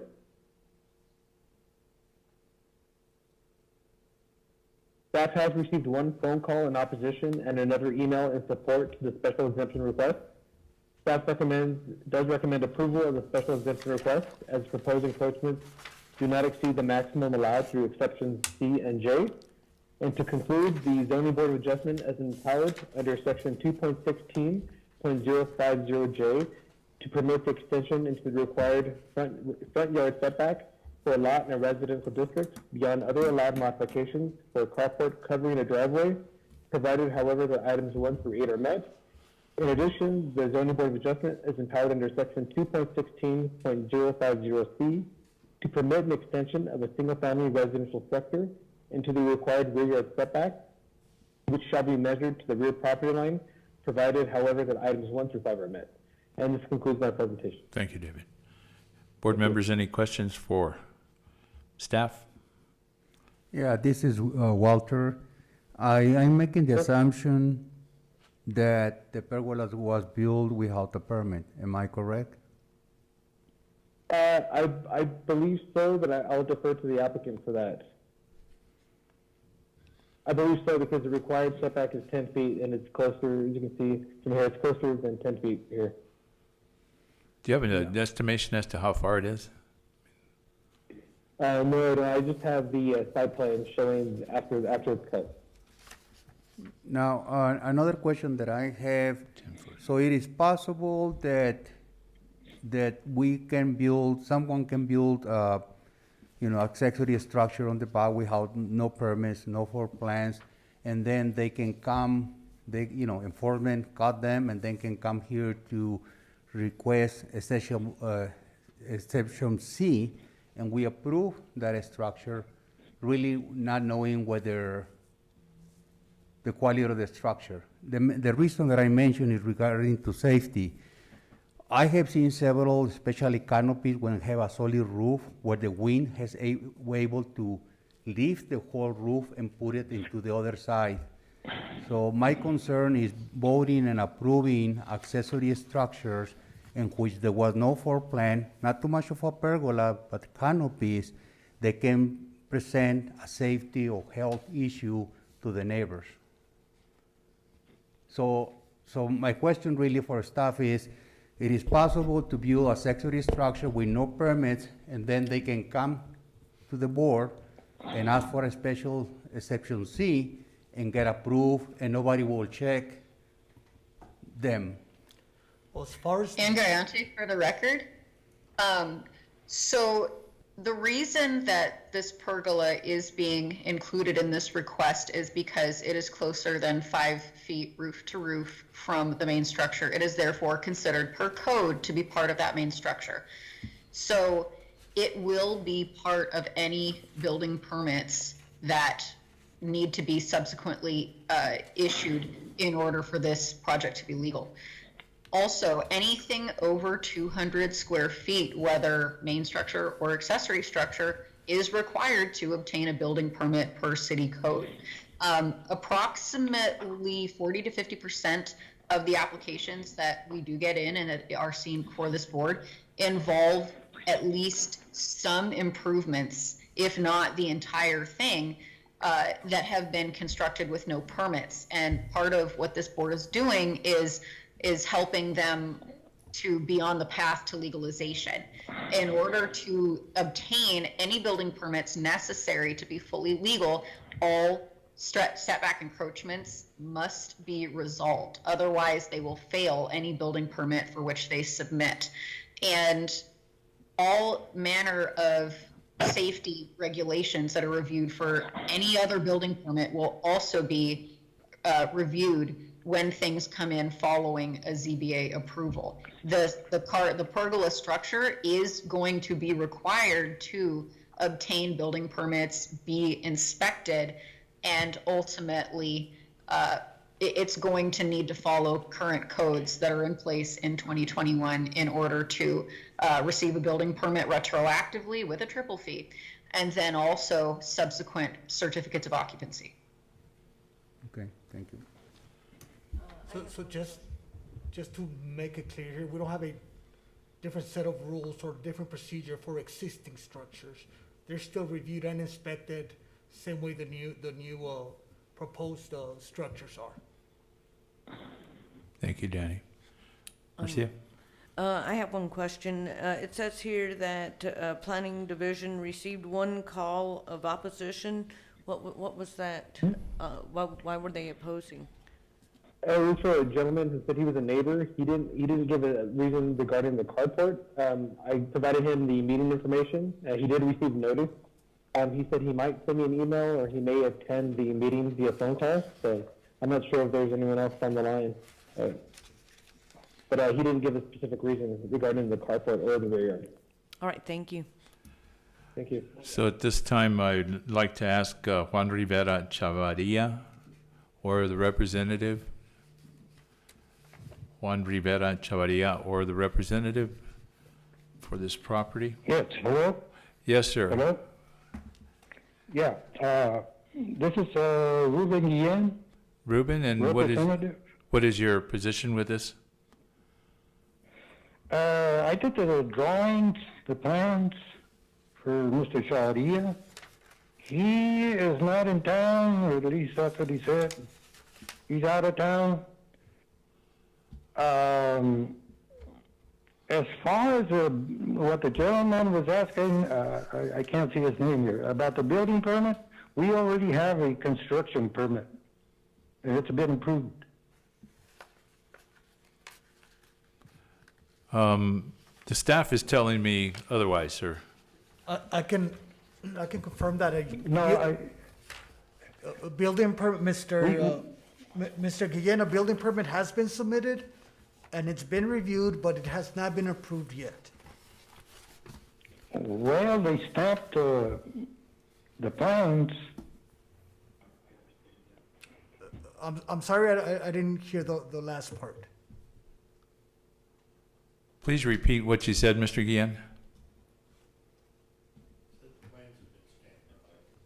Okay. Yeah, no, if you would like to stop by our offices so we can go over the permit again, like I said, it has been submitted, it has been reviewed, but it has not been approved yet.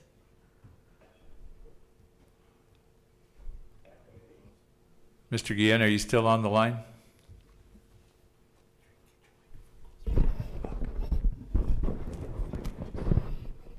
Mr. Guillen, are you still on the line?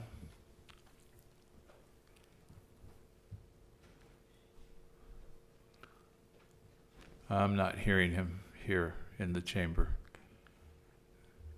George, if you don't mind providing my information to Mr. Guillen, that way he can get in contact with me and I can go over the history of the project with him. Oh, David, I'm sorry. It's David. Yes, sir. I will do. Thank you, David. All right. Are there any other questions? No? Okay. Microphone or what? I cannot understand a lot of what you're saying. It sounds really hollow and I'm having a really hard time, just letting you know. For David? For the presentation? Okay. It's probably where you're located for some reason. It's probably echoing off. Yeah, we have to be careful with all of that so that we catch everything at least. All right. The recommendation from staff is set forth. Do I hear a motion to approve?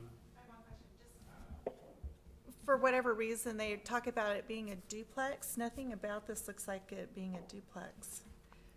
Number 6. On number 5, it says for a duplex. So, did I miss something?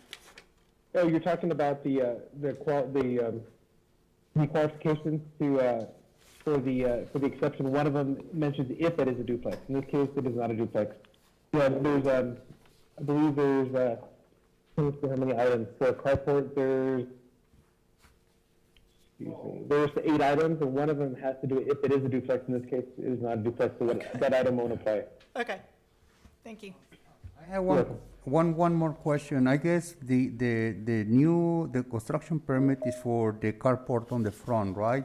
But and one of the page number 505 shows the new pergola construction. In reality, the pergola is already there, right? It's not a new construction as the page. Well, it's going to be, the requirement is that it be cut back. Cut back. Cut back 10 feet. It's So going to be. there will be, but they only mentioned that will be probably a different permit because you have the carport, and then if the pergola is going to be cut, I think they're going to, I don't know whether they will be required to put a permit for the pergola. Correct. Yeah, that's what Mr. Cavito was talking about. That there's an existing permit request for that pending the outcome of this. Okay. And pending further inspection. Hello, this is Ruben Guillen back. Okay, Mr. Gill. Okay. The city staff will be in touch with you because we do not show the permit being stamped at this point. It is in the process of legalization, and that's why you're here on this particular call. So please be aware that. Well, I mean, it's going to go to inspection, field inspection, just like a regular construction. I mean that. Correct. But you said earlier Right. that you'd made a statement that it had been approved, and it has not. Mr. Guillen, this is Daniel Chavira again. Mr. David Samaniego is going to provide my contact information. If you can please send me an email or give me a phone call, that way we can discuss where your building permit is at. Okay. Thank you, sir. All right, board. On this issue, item number 11, do I hear a motion to approve? According to staff recommendations. Thank you. We have a first and a second. First from Linda, second from Don Luciano. All right, board, we have a first and a second. All in favor? Aye. Aye. Any opposed? No opposition. The motion carries. And again, we depend on Danny and David to make sure that that's all taken care of, right? So item number 12, Boy Scout Way. Thank you, Mr. Guillen. Yes, sir. Thank you. Luis. Good afternoon, Chair, members of the board. Lisa Mora with Planning and Inspections one last time. So let me see.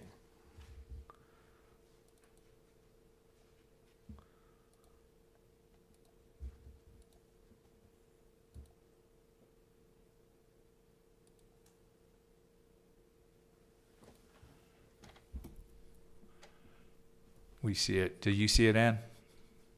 Should be on.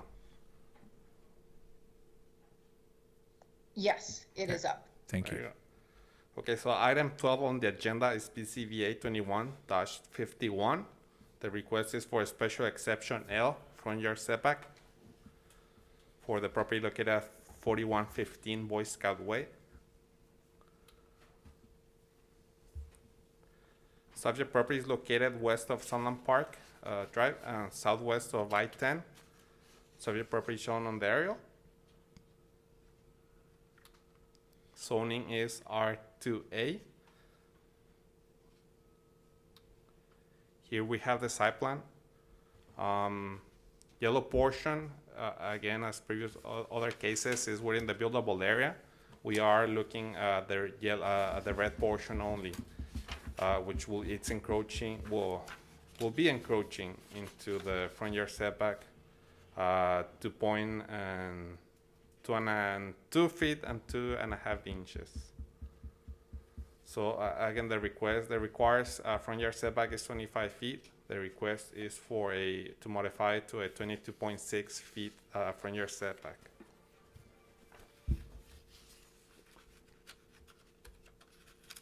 Here we have a picture of the subject property. This is kind of an approximation of where that addition within the buildable area, which is the yellow portion, and the encroachment of that will be. Then another quick view. And with this, the staff recommends approval as the requested square footage encroachment is less than the maximum permitted.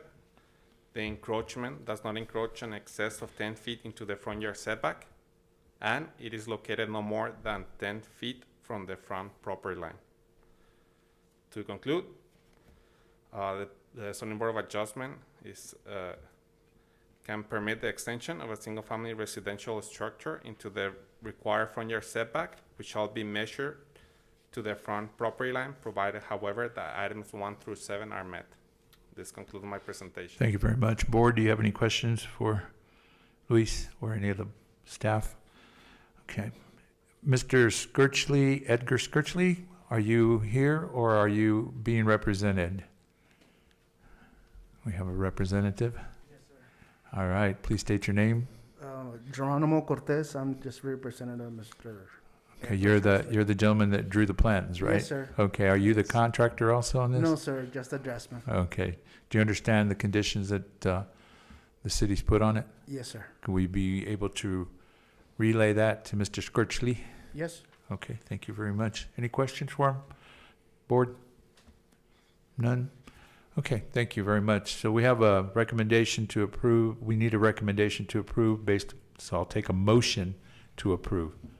Thank you, Don. We have Isaac on second. Thank you very much, Isaac. We have a first and a second. All in favor? Aye. Any opposed? Motion passes. Thank you very much, sir. Mr. Cortez, please let your gentleman know, okay? Thank you. Let's go to item number 13. 517 Hague. That's not Luis, okay. Why no? It is not. It is John Scott. Hey, John. Good afternoon, everyone. Glad everybody's healthy. And John Scott with Planning and Inspections. Good afternoon again, Chair and members of the board. Item, 13 on the agenda is PZBA 2152. The request is for special exception B, 2 or more non-conforming lots for a property located at 517 Hague Road.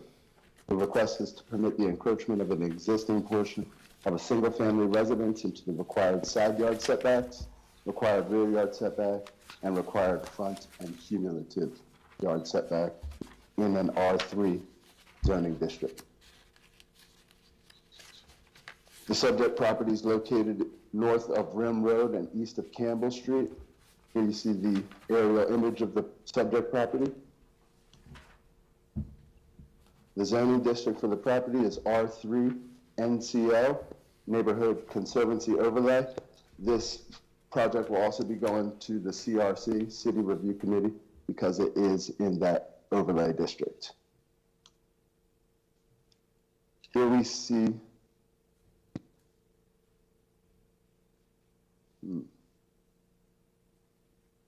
Are you guys seeing a site plan or a blank slide? It is showing as blank. There we go. Now we see the site plan. Yes. Sorry about that. The site plan depicting the layout of the existing structures within the property. As I mentioned, the applicant seeking a special exception to modify the required 5-foot side yard setback to a new and existing 0-foot side yard setback, to modify the required rear yard 25-foot cumulative, or excuse me, 25-foot yard setback to 0 feet, and to require the 50-foot cumulative front and rear yard setback to 26 feet in the R3 residential zone district. And if approved, as you see on the site plan, it would allow 180 square feet encroachment into the required side yard setback and 604 square feet into the required rear yard setback. The planning department hasn't received any communication in favor or in opposition of the request. Here we see the block face of the subject property. As mentioned, the applicant seeking special exception B per section 2.16.050B, 2 or more non-conforming lots. The requirements state there must be 2 or more lots that do not conform to Title 20, located within the same block, on the same side of the street, or within the block directly across and abutting the street. Outlined in blue, you'll see the subject property, 517 Hague, and the applicant's neighboring property, you would see, or excuse me, in red, you'll see the 2 lots that currently do not conform to Title 20, as outlined in the requirements I mentioned. 515 Hague, which is the applicant's neighboring property, and the property across the street, 516 Hague. And then I'd also point out at the corner of Blacker and Campbell, in the top corner, you'll see there's 2 properties there that encroach in a similar fashion in the side and rear. So there's quite a few properties in that neighborhood that this property is also within the character of that neighborhood. Here we see an aerial of 515 Hague, the applicant's neighboring property, and one that does not conform.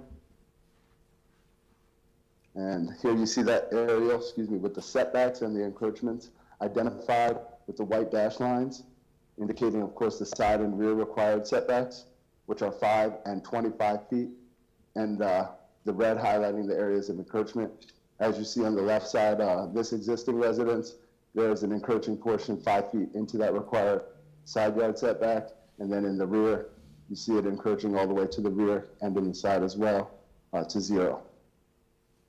And again, this is the neighboring property. As you see in the corner, next to the property is the applicant's property, 517 Hague. And we go across the street, you'll see 516 Hague outlined in the black line. And then we'll see 516 Hague in the same fashion with the area and setbacks, encroachments identified with the white dash lines and the red highlighting areas. And as you can see again on the right side, you'll see it encroaches all the way to 0 on the side yard and 0 in the rear in 2 portions. So with that, staff recommends approval with the condition of the special exception request, and it is, as the request is less than or equal to the encroachments into the setback that are already present on the block face of the subject property, with the condition being that the encroaching portions of the exterior wall closest to the side property line achieve the fire rating required by the building code prior to the issuance of a certificate of occupancy. And with that, that concludes our presentation, and the Zoning Board of Adjustments is empowered under section 2.16.050B to permit the modification of setback requirements as the board deems necessary to secure an appropriate development of a lot, provided, however, the items 1 through 4 are met. Thank you very much. Any questions for staff? Heard none. Representative for Mr. Cuellar, Jeronimo Cortez. Back again. Yes, sir. All right. Back again. Any questions regarding what they're requesting? Well, no, they just want to take advantage of they want to do a rear garage, so that's where we're going to try to submit to the city for a city permit. And So- also they want to do a 2-story on the top. Okay, was that, I didn't know the 2-story, I didn't see anything on that. No, well, once we submit everything. Okay, No, just want to make sure. no, we're doing the process one at a time. All right, so we'll take it at one at a time because you need to do the fire rating Yes, first. sir. All right. Yes, sir. All right, so that'll be a whole different issue, I think. Yes, sir. For me. Correct, Danny? Whole different issue? Yeah. Right. All right. Yeah. Any questions from the board to Mr. Cortez? Nope. No, that's not what we're doing. And I want to make sure you said that correctly. Please speak into the mic again. I said, I'm just making sure we're not approving a 2-story permit. That is correct. That's the first that we hear, the 2-story, but Anyway, the staff will be aware of that now. All right, so, having said that, I'll entertain a motion to approve the recommendations of staff. Don? Linda? Okay, Don first, Linda second. All in favor? Aye. Aye. Motion passes. Thank you, Mr. Cortez. Thank you. Appreciate it. All right. All right, let's, on the item that we need to look at next, we're done with our presentations on any of the agenda items. Let's move now to approving the meeting minutes of the last board meeting, which was held on Teams on September 13th. Hopefully you've had that read. I will entertain a motion to approve. We have a first and a second. First from Linda Troncoso, second by Don Luciano. Okay. All in favor? Aye. Okay, motion passes. Next item on our agenda.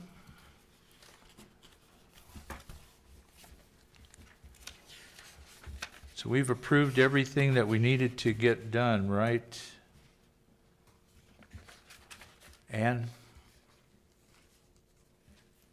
We've approved everything we needed to get Councilman, I done. mute myself. So this does appear to bring us to the end of our agenda. Very good. Well, we are adjourned. Yay, boo.